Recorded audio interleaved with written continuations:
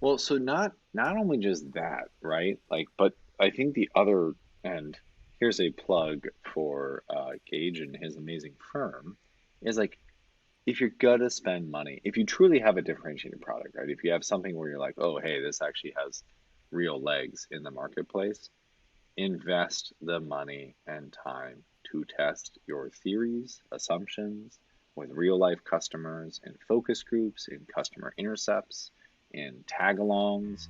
Do it This all. is Evolve CPG, a community of purpose driven brand leaders who not only believe in better, but actively pursue it. That's better products, better brands, and better leadership for a better world. You can join our online community right now where we're going further, faster together at community.evolvecpg.com. Join us.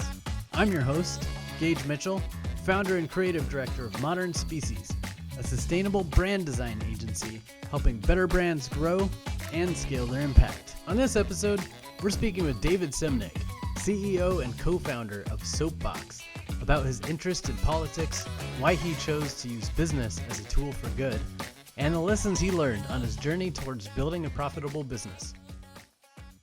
Hi, my name is Dave Simnick. I'm the managing partner or one of the managing partners here at Impact Driven Brands. We own and operate Soapbox. We own Bushwick Kitchen. We own Good Nest and also Fresh Science. Three of those brands are currently in market. We continue to tinker with Fresh Science to figure out what we want to do with it. But Yeah, you got to make sure it's incredibly, nice and fresh. yeah, and has science behind it. Yeah, But totally. no, just what a great honor and just a humbling invite to be here. So incredibly excited to be here with you, Gage. Yeah, I'm excited to chat. We've got some overlap in a couple groups that we're in and kind of loosely connected, but I'm excited to share more about what you're up to and hopefully inspire some others because you're definitely moving and shaking, as we were saying right before this. You've got a lot of awesome stuff going, and I can't wait to unpack some of it. So, um, one of the things I like to do on the show is just talk about like how you got to where you are right now. And then when I was digging into your background a little bit, poking around on kind of where you were heading before you ended up in CPG, I noticed that it looked like, based on a program you started and stuff, you were kind of into teaching and education and maybe even a little bit of politics in there. I saw maybe some volunteer roles or something, but you were going into that. But then right as you started maybe your master's in teaching, you shifted to Soapbox. So I'm curious, Spot on. was the game plan to be a teacher? And then if so, like what happened? What was the shift that kind of pushed you over into the CPG world? The game plan actually was to go and be the governor of Illinois. But Ah, seeing as that, the last couple of them have ended up in jail, I was like, maybe I need to reconsider this. seemed a risky path. Yeah, I was just like, Blagojevich. I was like, uh-oh. What's really funny is there's a photo of me shaking that man's hand when I was somehow convinced enough of my high school buddies to vote me through this one program that the YMCA runs called Youth in Government, and I became the Youth Illinois governor. So they took Oh, me down wow. to Springfield at this like gigantic state fair, and they got me and Blagojevich like shaking hands. And like the next month, like he's like thrown in jail, and I'm just like, oh no. You're like, that's bad for my image. Delete all Well, those I mean, images like from I the was a high internet. schooler, so like I was just like, look at this. It's like this is so Yeah. cool, But now, retrospectively looking back upon it, I'm like, not the greatest associations. Uh yeah. So I loved the show West Wing growing up. I loved the Cool. promise of what our democracy can do to empower and to make a stable government where people can flourish. And I think the other thing is growing up, I always wanted to, I don't know what it is, but like I really genuinely enjoy corralling people around an objective and then saying like, let's go take the hill. Um, Nice. and the only thing that I could justify that desire for power from a very young age was just like, okay, well, what are you doing for others? Like, if there's one Nice. Yeah. central question that continues to come back, it's like, what are you doing to make this world a better place? Like, here I am. I fly a lot. I use a ton of resources in that travel. My carbon footprint is probably way bigger than most of, and the average, or maybe even multiple times bigger than the average of, like a normal person. And because of that, it's like, okay, so what are you doing? Like, okay, what are Yeah. you doing How are you to actually? justifying it? Yeah. Yeah, exactly. And I went to school. I studied. I went to school at American University in Washington D.C. I purposely went to Washington D.C. because I wanted to get into politics. I chose American because they had this one multidisciplinary major called Communications, Legal Studies, Economics, and Government. Basically, like my major is a bunch of minors like slapped together. So I was a generalist, like already in gun ho to either work in politics or work in the government, and I had a ton of internships.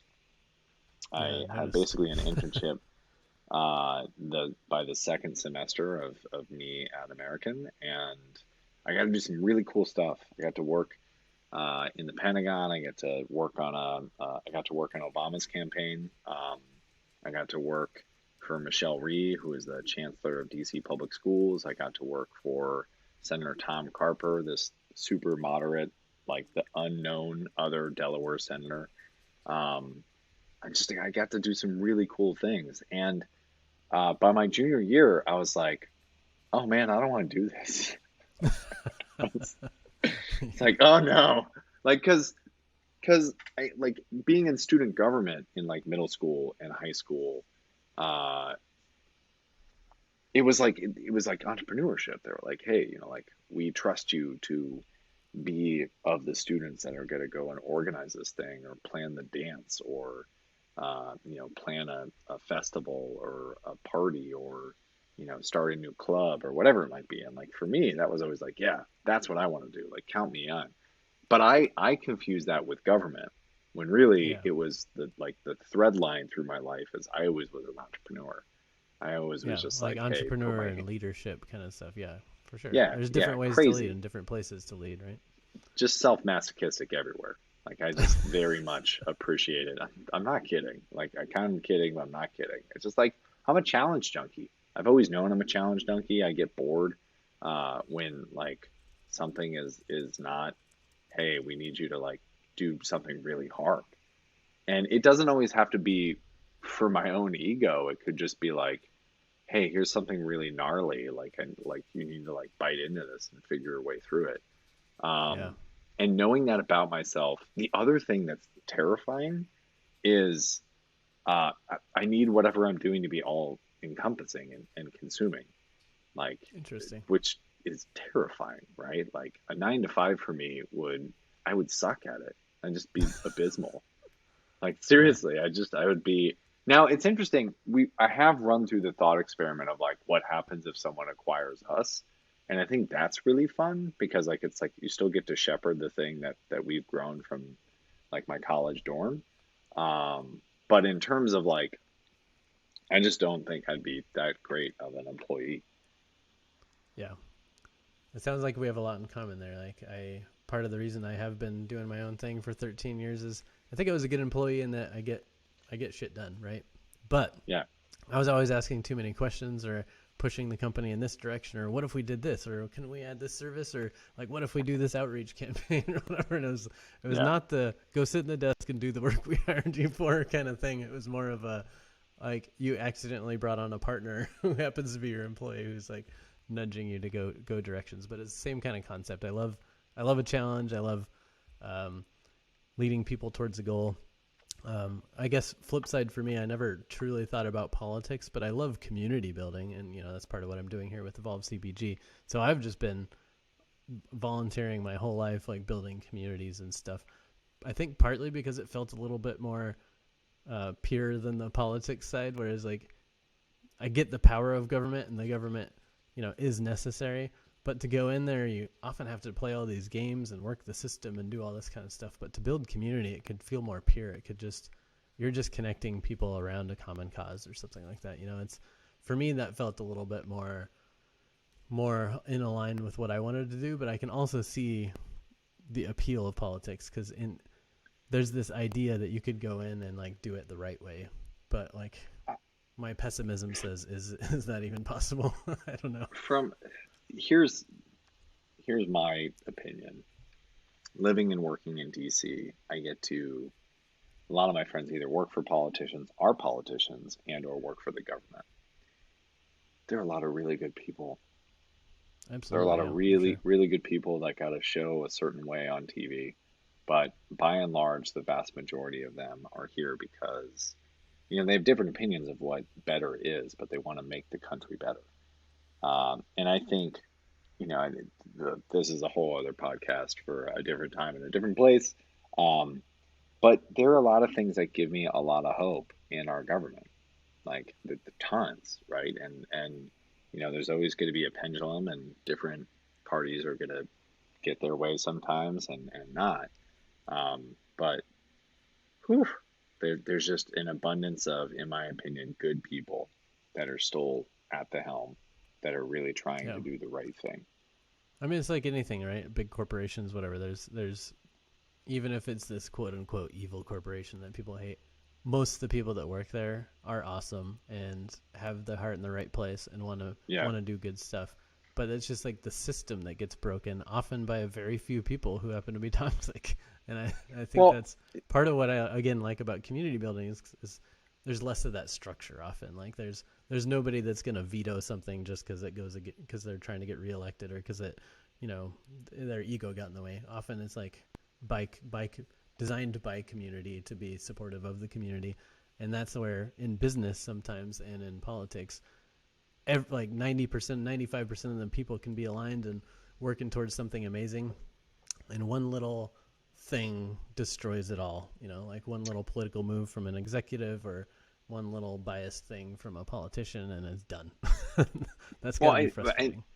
I totally right, and I think that a lot of it comes down to bigger groups are harder to come to consensus on, right? Yeah, It's bigger absolutely. groups are harder to for everyone to really know, the intentionality of where they're coming from. And then there also are just really bad actors, right? Like just awful, narcissistic, terrible people who like come into a system and just like lay havoc. And unfortunately, those people who usually have the most ability to do harm also really like being in power. so, Yeah, so it's like yeah, those who are probably the worst people to be in a leadership position really desire it. So then you're like, oh yeah, crap. But uh, yeah, totally. one of your questions that you asked, prior to this is like, why did you start Soapbox? And it was that Yeah, it was like really what caused that interesting. shift? Yeah, it was a beautiful marriage between. I was working as a subcontractor for the United States Agency for National Development. It was that lifetime of what can I do to help people? What can I?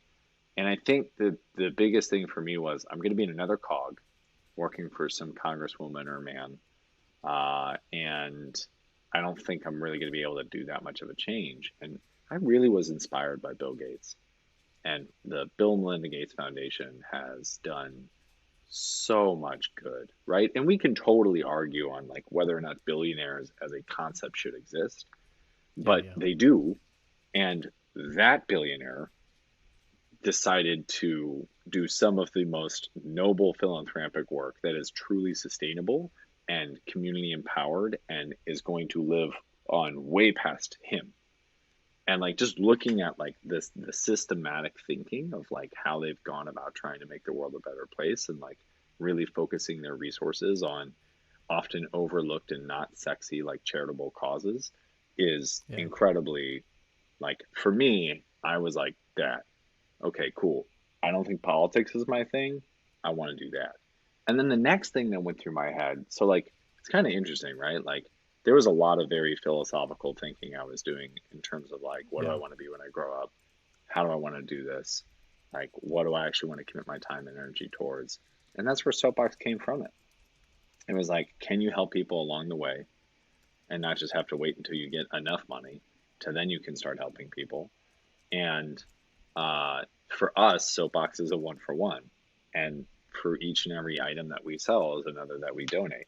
So we've been able to donate over 23 million bars of soap to local homeless shelters and food pantries throughout the United States. We will surpass over 30 million by the end of this year. We also have the privilege and honor of working in 65 countries around the world. How we do that is very sustainable. So, in other words, like Gage, let's say you're a soap maker in like northern India. The last thing you Yeah. want is me popping out of a shipping container with like 40,000 free bars of soap. Because one, I just put you out of a job because everyone just got free soap for a long time. But more Yeah. importantly, I just taught everyone in the community to like, hey, this awkward white guy named Dave just came and gave me a ton of soap. Like, I'm just gonna wait till he comes back before I purchase from Gage again. And like Yeah. that is super destructive. So the way that we flip that model is we just fund you. So we basically cut contracts with a bunch of NGOs that either do virgin sourcing within the community and or recycling within the community, and then we're paying some pretty significant wages Nice. to women and disabled individuals and or giving out microloans, or it's so our charity partners are the people doing the work on the ground. They're the people that should be praised, and the other people that should be praised are the people who buy our products because they make it possible. But like the That's coolest part of beautiful. my Yeah. job is we get to write big fat checks to charity partners. Like this past week we wrote a $200,000 check, like, and Nice. that's awesome. Like I Yeah. love doing that. So, and then what's also really interesting is in terms of like our gross revenue and how much we donate on an annual basis is insane. Like it's not like it's funny. Like you can look at all this through B Corp just because we are a certified B Corp, and you gotta like show your audit and everything else, and you gotta show them all of the receipts. Holy crap, all the receipts. Um, Yeah. but it's cool because like when people say like, well, how do we know we trust you? It's just like Go don't over there. don't take our word for it. Like we have a third party Yeah. auditor, and we proudly put that B Corp symbol at the bottom of each of our bottles on the back, or bars, or whatever the product is. So, anyways, started Soapbox to solve both a social need as well as offer. Way back in 2010, we didn't see a lot of clean ingredient that were really efficacious products in the market within the personal care space, and that's why we started. Nice. Okay. So there wasn't like some deep love of soap. It just felt like a good category to focus on. But the business model of give back along the way was kind of the goal. And then Soapbox was just like a good opportunity to pursue that. I'm not a dirty man. I would like to believe. I would like to Come on, believe. admit it. Yeah, You right. only shower twice a month. The big unveil. Soap man doesn't like soap. No, I don't know if I necessarily am like fastidiously clean, but I'm pretty clean, right? Like I like Yeah. before doing this, I would be like, hey, like my mom was an OB nurse, which is Uh, an excellent way for any of you listening who also does anywhere near, like the miracle of birth. Um, that's a wonderful way to teach your sons like the birds and the bees. It's wonderful.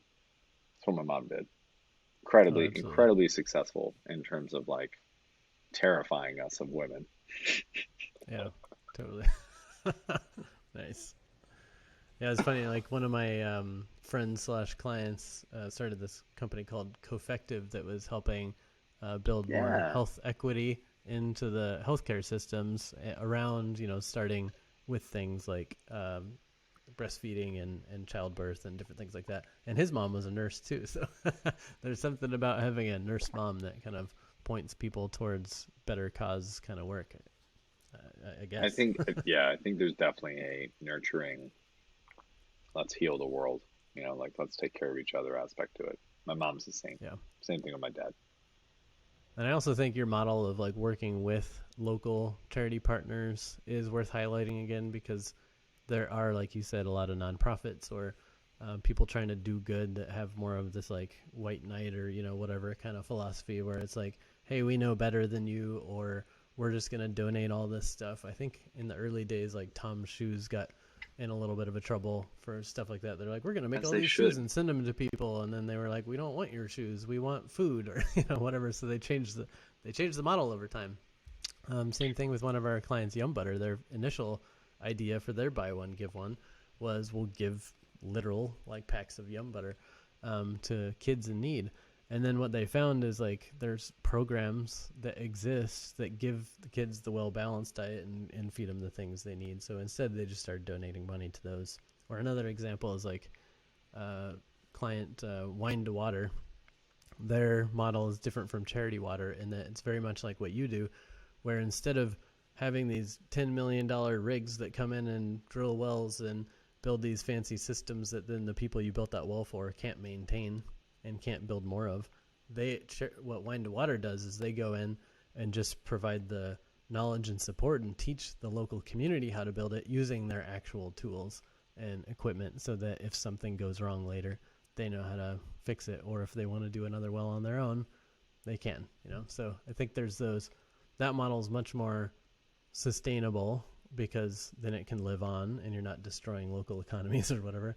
But it's also, you're getting the knowledge of the people with the feet on the ground in that country you're trying to help, kind of deciding what to do to help the people instead of you from your, corporate office in New York or something flying in and being like, I know what you need. So I want to just like give you a shout out that's a really smart model, and I think a great way to do it. So if anyone out there is listening and wants to do a buy one, give one, consider something like that. It doesn't have to literally be you're giving your product to someone. It can in some circumstances, but you can also just be funding other people doing great work. Well, thank you for the shout out. Please know that there's a whole team here that makes it possible, and just make sure that they're heavily caffeinated. Nice, that's your job. You're the chief coffee officer or something. Chief drug dealer. Hey, good to see you, Bill. Have you had another cup? Um, but one of the other things that prior to this, you were saying, hey, like, I would love to learn, some of the biggest lessons that, or at least hear about, some of the biggest lessons that we've gone Absolutely, through. yeah. Packaging. Uh, Oh, if you food are packaging. watching this podcast and you can see the video, this is the horrendous thing that we put out in market. Nice. So yeah, if you ever want to lose a lot of money, launch a personal care brand that looks like automotive cleaner. Very effective. Yeah. And then this Is is that what for we my graduated car, for into. my hair? Yeah, right. Yeah, Yeah. right. Yeah, it's a two-in-one. It's like, Yeah. you It's like basically Dr. Bronner's. There's 50 purposes to it. Use it however you want. you can buff the car and your scalp. Yeah, yikes. That's probably the biggest one. I think I read a ton of books and took an Oh, nice. entrepreneurship. I audited an entrepreneurship class, just about entrepreneurship. And unfortunately, the like soup du jour back in like 2008, 9, 10 was uh, just like lean startup and ship and continue to iterate. And like that's great if you're working on an app or where your product is zeros and ones, where you can do like an upload overnight if you make a terrible mistake. You cannot do that with brick and mortar retail. You can't. You build the Yeah. inventory, you then ship the inventory. And then if you want to tweak or change anything, that's a UPC change, which incurs either you're taking the old product back, helping mark it down, or you got to pay a whole new slotting fee because of the new UPC. And sometimes, most of the times, it's all three of those, which then means every time you want to Jeez. do any type of change is a massive financial burden. So Yeah. like it's been really interesting because I love iterating and I love consistently wanting to make things better and taking customer feedback and but like if you are in our world where like you are selling stuff to Target or Walmart or Costco or even on Amazon, right? Like it is very difficult to try to make these changes if you're working with an actual physical product that you need to make and ship. So Yeah. that Like was a another big issue. thing, there's like Kind Bar. I think it was when they launched their savory line. I'm forgetting the name of it. It was like Kind and something. But they had like spicy bars and stuff. But I seem to remember we got samples of it. It tasted great, whatever, Expo West. But then it didn't roll out for a long time. And you come to find out later that they did start rolling out, but they had like misprinted something on the label and had to recall like all the product, which really slowed everything down. Probably cost them crap loads of money. So to your point, like there's some things you can fast iterate on, especially if you're a company starting out and testing stuff in a farmer's market or something like that, great. But if you're shipping product, even just regionally, but especially like nationally or internationally, like you probably want to get that stuff right before you invest tens, Yeah. hundreds, thousands, millions of dollars or whatever in product and packaging and everything else and distribution. It's an expensive game to mess up in. Well, so not only just that, right? Like, but I think the other, and here's a plug for Gage and his amazing firm, is like if you're gonna spend money, if you truly have a differentiated product, right? If you have something where you're like, oh, hey, this actually has real legs in the marketplace, invest the money and time to test your theories, assumptions with real life customers in focus groups, in customer intercepts, in tag alongs. Do it all. You're going to think that you shouldn't do it, and you're like, oh man, my gut says that this will work. No, like, absolutely throw that idea against the wall as many different times as you can, with as many different experts as you can, with as many different friends as you can. But like the real test is like get people to buy it, like genuinely give up their hard-earned cash to be like, yes, I'm going to validate your idea, and then rigorously track how many of those people actually come back. And like the more that you can build that flywheel that people are just coming back into the brand and wanting to buy more from you, the more you're going to be able to grow and succeed and do the the mission or the good work that you seek to do. But uh, yeah, the biggest lesson I have over the past 12 years is positioning and branding and packaging, and like let's just take all the P's, right? Like price, Yeah. Yep. positioning, packaging, placement, promotion, product, like all of those incredibly important. Like obsess about them. Like especially if you're a brick and mortar consumer, they are the most important things that you should be obsessing about. Like there's so many other things that I talk to early entrepreneurs about, and they're like thinking about, and I'm like, I don't even care. I don't even like, don't even worry about it right now. Like you just need to be You're like, laser can you focused actually on, afford to make and sell this product and get a margin and get it to retail? Like you're asking those yeah, practical questions. They're like, but. yeah, or and like I just like yeah, that's right. Totally. Yeah, I think if anyone, there's a good LinkedIn follow, Mark Samuels from iWan Organics. He's always talking about like pricing, for example, of like if you don't have margins, you don't have a business kind of situation. So make sure you have those margins. But yeah, there's that positioning, like you're saying. If you don't know what you're selling to who and why they should care about it, how are you going to sell it to them? How are you going to convince them if you don't even know? But getting Right. all that stuff clear, branding, packaging, it's super important. But another thing that you said that I liked was um, it's the Ramping Your Brand book that's out there for CPG. Kind of gives you like the growth paths and kind of some fallacies and stuff in there. But one of the things I seem to remember it was from that book that I liked was this idea of learning what your customers, your hardcore believers or whatever love, and then scaling that, right? Like if you're not out there testing, getting product in people's hands and knowing what they like about the product, it's harder to really know what your positioning, what your angle is. But if you know what your fans are pumped about your brand, then you can scale that throughout your product development. You can scale it through your marketing. You can scale it through operations and all sorts of other stuff. So especially in the early days, just get out there and know your customers and know what they love. Makes total sense.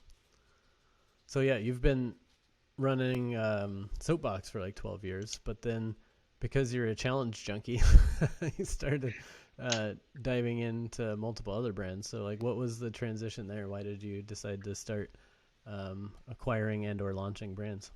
So we bought Bushwick Kitchen, and that's we knew the founders really well, and they basically wanted to get out and move on to the next thing. So we thought it was a great deal. We thought it was a great brand. And then we also bought a baby concept called Good Nest. And Good Nest now is nationwide in Target. You can pick it up at any store, any location.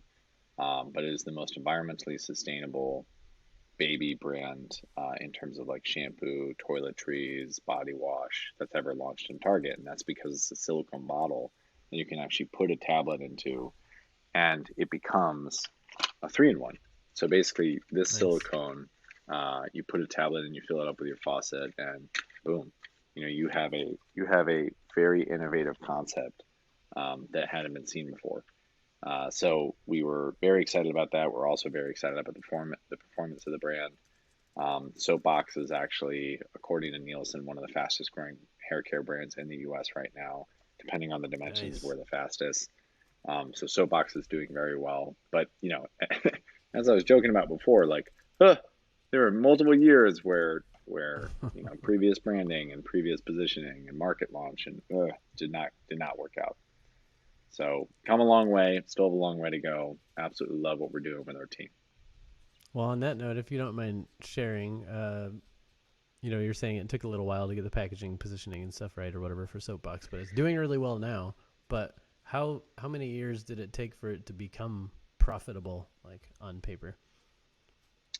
10 years. If you don't want to share, that's fine. 10 years, yeah. See, No, I just 10 want to years. like plant that seed for new CPG companies, especially because Yeah. a lot of people come in and they're like, "Oh, look at this company over here doing like 10 million in their third year or something," but that doesn't necessarily mean they're profiting. Like they could be deep, deep underwater and just barely scraping by, even if they're doing huge revenue or locking down giant investors or whatever. So just keep in mind, this is a long game, right? That 20-year overnight success is kind of the But standard that's it. Yeah, for that's some the things. other thing that's really interesting, right? Like CPG just takes time.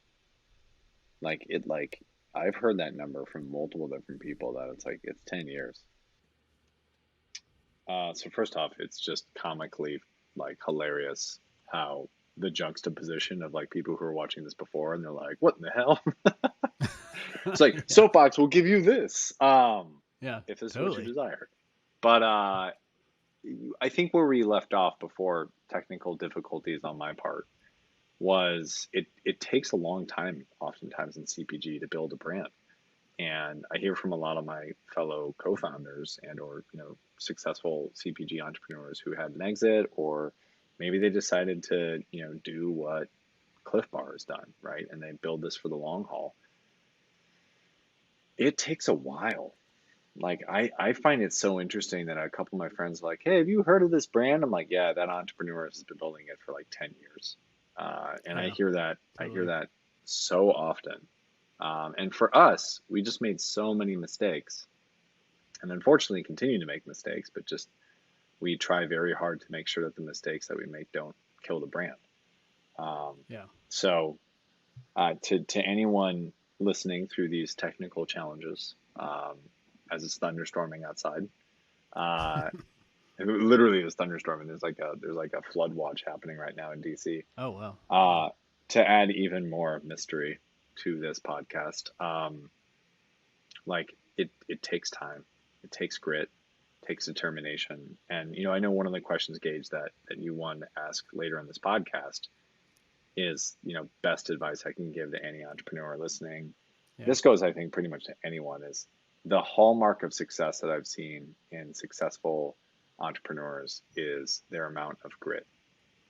Like you Yeah. really just got to be comfortable with taking a couple punches and putting yourself back on the horse and continuing to try to figure out, and not letting funding crises scare you into calling it a day, or crash landing or soft landing, or just there's so many ways in which the train's going to fall off the tracks, and you have to just consistently be okay uh, with with with picking yourself back up. Absolutely. Yeah. I was actually just seeing some conversations online in two different kind of parts of this conversation.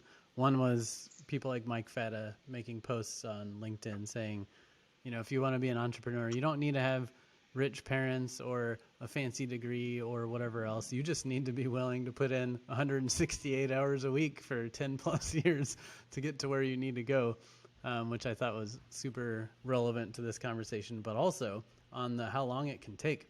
I think some people falsely assume, oh, that's a big brand, they must be killing it.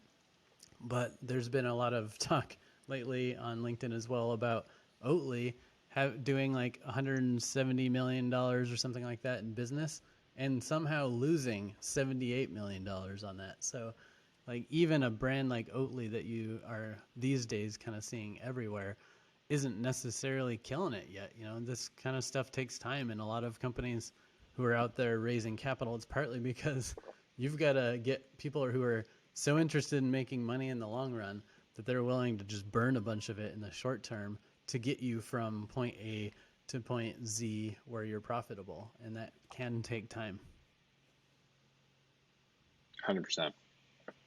100% So agree with that's a everything that you just said. great piece of advice. And I think I've also read some psychology studies about grit as well, about how that's one of the greatest determinations of success is the people who end up successful, who look like they just popped up overnight, like you were saying, are just the people who didn't give up. You know, it's a survival game. I was actually just having a conversation with a client earlier today who said, "Yeah, it's about who can bleed the longest without dying." Like if you can just keep going, you know, especially through these supply chain issues and inflation, cost of goods going up. It's like whichever brand can make it through that is going to pull more market share at the end of the day, right? So, listener, if you too want this pain and misery, please Yeah. come join us. Yeah. Yeah. So if you're a masochist, entrepreneurship and CPG is the place for you. No way you can scale without spending more money. Yeah, for sure. So that's good. Any other advice that you think maybe for like cause marketing or impact driven brands you would give that's maybe unique to this kind of space of trying to not just make a ton of money, but make a difference along the way? Uh, be really careful about how you put your mission forward. I think one of the things that we found out is that time and time again, we think that people really care, and they don't. And that's not to say they're bad people. It's just also realizing why the customer is engaging with your product in the first place. You know, like our best selling category within Soapbox, one of our brands, uh, is hair care, right? It's also the reason why I got this, Thor wannabe hair is Beautiful because I, long locks. Yeah. hello, listeners. So the, no, but like sincerely, like the reason why I like to have long hair is because I want to test the product. I want to make sure that the product is phenomenal. I want to see how our fragrance stays with you all day. I want to see the slippage. When you're putting your conditioner through, and like when you have short hair as a guy, you don't get to experience those things. So I got tired of listening to customer panels and or other members of our team, and I was just like, I want to experience this. Um, Nice. so also helps that it was in style. But anyways, the Also helps that it looks yeah, right. And then the fabulous. other Yeah. the other reason I did it is both my brothers are bald, so it was kind of a Nice. gigantic Rub it in. haha Take yeah that. Yeah. yeah right So, brotherly love. and for those just listening and not watching on YouTube, you've also got a pretty nice beard there. So I'm picturing some Soapbox beard care products coming out soon. No, unfortunately no. Um, unfortunately no. But All right. Well, maybe for one of your other brands. yeah, maybe fresh science, absolutely, 100%, 100%. Cool. So long story short is, uh, the thing I would say about cause marketing is the closer you can get to having the cause reinforce the product quality, the better. So, for example, I think Everlane, the clothing company, does a wonderful job with its mission because the mission really is come with us and see a whole transparent supply chain from like A to Z, from like seed to shelf. And that's wonderful because it's saying like, look, we don't use slave labor or anything else, but you can trace basically from where that cotton is grown to where that product is actually shipped to you, and that whole amount of transparency reinforces the product quality as well as saying like we don't want to have anyone in our supply chain that's abused. But really, what you're telling the consumer is like we make an amazing garment. Yeah. So that to me is That's what one I of the was going most to say. beautiful missions because it's reinforcing what the product actually does. Yeah, that makes sense because it's not just about a better supply chain. It's about by taking a look at every step of our supply chain and making sure we feel good about it, you'll feel better about the product in the end because we're paying attention to every little detail. That Right. makes sense. Yeah, so I like 100%. that. So advice to y'all out there is, have the grit, stick with it, push through. Other people may be doubting it. Other people may run out of energy, but you can't. You got to keep it going. But then also from a cause marketing standpoint, I like the idea of it's not you can't market purely on some altruistic mission. You have to also make it about a really good product, and that mission product fit, if, for lack of a better word, is pretty critical. Sure, there are some brands that probably succeed just off of being the slightly more sustainable version, but like for how long? That's kind of getting in the commodity game. So you've got to be better made product, but just a better product all around from a better brand, hopefully. Cool. So From one of one our thing I brands. wanted to exactly. So one thing I wanted to touch on too, while I've got you, is a program we've both gone through, the 10,000 Small Businesses program, hosted by Goldman Sachs. So when in the stage of your business did you go through that program, and what was your focus during the program? Because a big part of the program is writing a growth plan, right, and getting feedback on it and putting rigor in it, etc. So I'd be curious to know what you were working on, and then also a fun recent thing from the 10,000 Small Businesses program is that you were featured in the Goldman Sachs campaign around promoting the 10,000 small businesses. So I'd be interested to hear how that came about, and if any interesting opportunities or results came from it.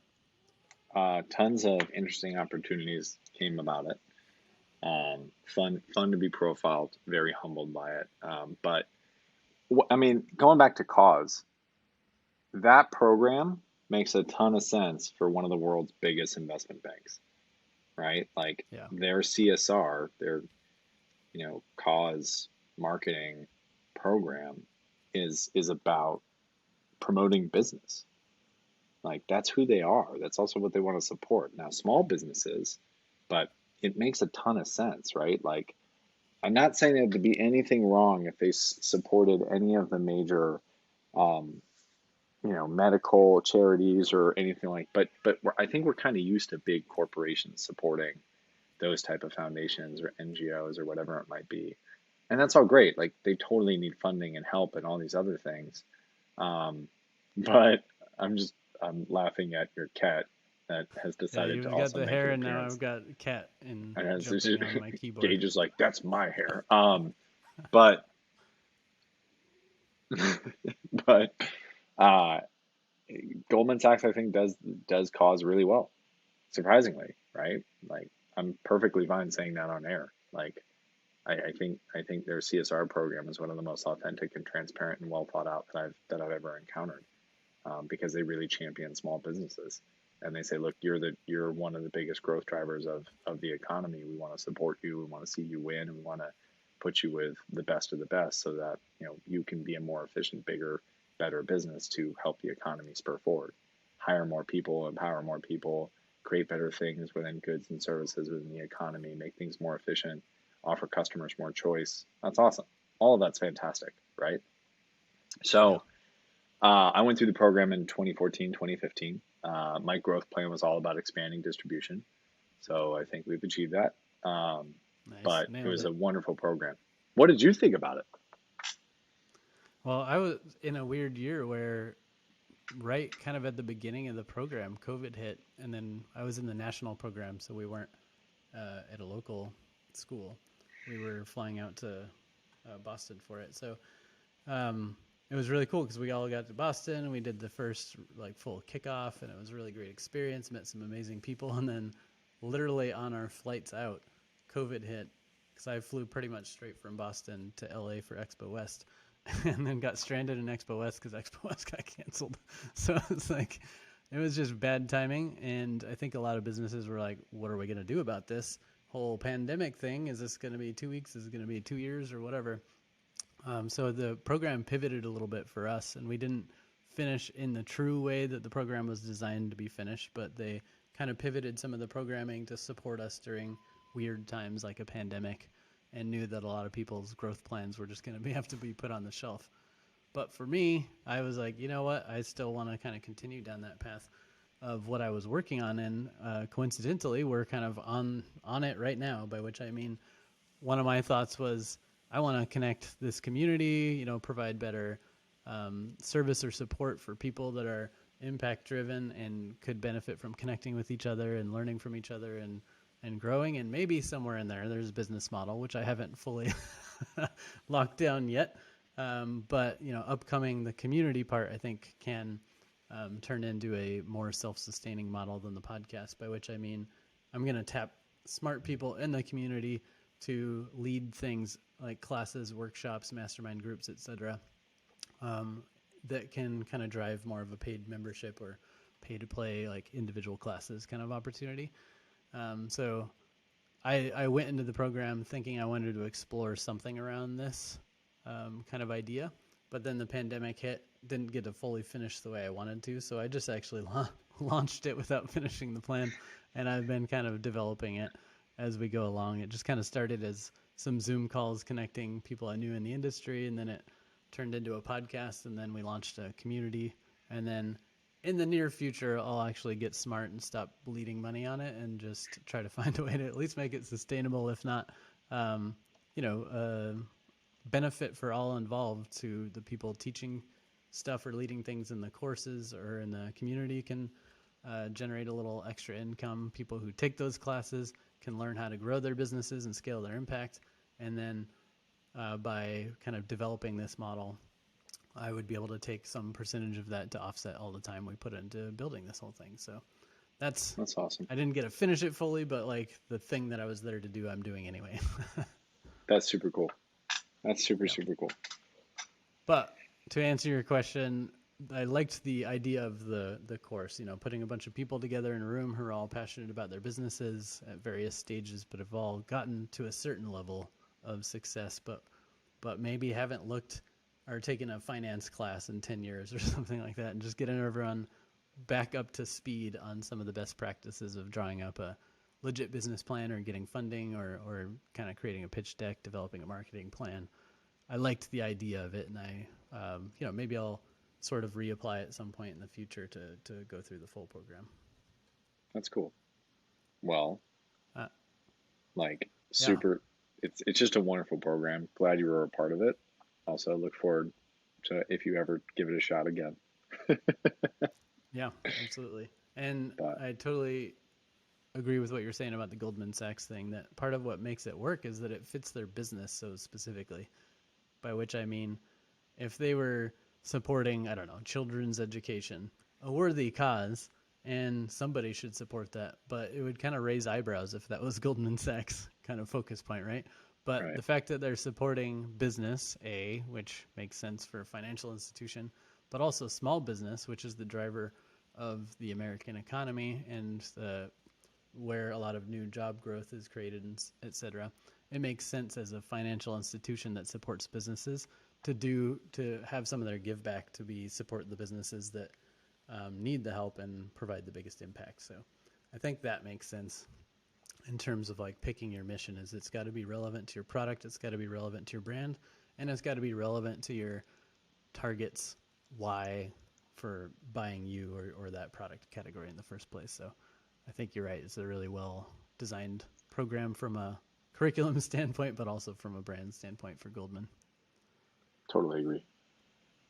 Nice. So you said you got some opportunities out of that campaign. Like what came from it? Just a bunch of people reaching out and wanted to Yeah, I think, collaborate on like something? it's always really interesting, right? When you have a brand like Goldman that gets behind you and they're like, "Hey, we're gonna spotlight you, we're gonna highlight you. We believe in you. We want to see you succeed." There's people who reach out that, all of a sudden you haven't talked to for a while, or buyers or investors or whatever it might be, and all of that came out of that. So it's pretty cool. Nice. Very cool. Well, congrats again on that campaign. It was fun to see you featured through that, and fun to just continue connecting with all the 10,000 small businesses, or 10KSB abbreviated, like that community. I think beyond going through the program, there's this nice community of people that get to continue connecting after that. So It's pretty cool. there's been some action on this local Seattle area of connecting 10KSB alum, and I know they have the app and some national kind of get-together conferences and going to Capitol Hill and trying to meet with senators and congressmen and other things like that. So it's a pretty robust program. So anyone out there that's kind of trying to grow your small business, check it out. I can't remember the URL, but we'll put it in the show notes. Amazing. All right, cool. Well, thanks for popping back up on to finish this recording after a little tech snafu. Great. This has been amazing. As always. This has been super amazing. First off, anyone who is stuck with us, you're still listening. Please, please, please, please, get a 10% discount on Soapbox, which is soapboxsoaps.com. Good Nest, which is just goodnest.com, or Bushwick Kitchen, which is just bushwickkitchen.com. All you have to do is put all lowercase Gage Rocks, which is Nice. GAGE Rocks, all one word, 10% on your first order. It's on us. Thank you for staying here. Thank you for listening to what we hope is a little bit of humor, maybe a little bit of wisdom, a lot of bad jokes, but just this has been such a humbling honor to be here, and I really appreciate it. Awesome. Love that. So we'll put that in the show notes as well, the nice discount offer. So thank you for that. And again, thanks for doing all that you do to try to drive the value of business, or use the value or power of business to drive impact. I think for me personally, having been both on the nonprofit and the for-profit but for a cause side, I think that's the area of the biggest potential, because it's a more sustainable way to drive impact, because it's self-funded through the business itself. So anyway, love it. Great chat. We'll talk more later. Thanks. Take care. Take care, everyone. Thanks for listening. If you'd like to learn more about David's brands, go to soapboxsoaps.com, goodnest.com, or bushwickkitchen.com, and enter Gage Rocks for 10% off your first order. That's all lowercase, all one word, GAGE Rocks for 10% off. Subscribe to our podcast and YouTube channel for more innovator interviews, expert advice, and leadership discussions. If you like this episode, leave a heart, thumbs up, or review, and share it with your colleagues.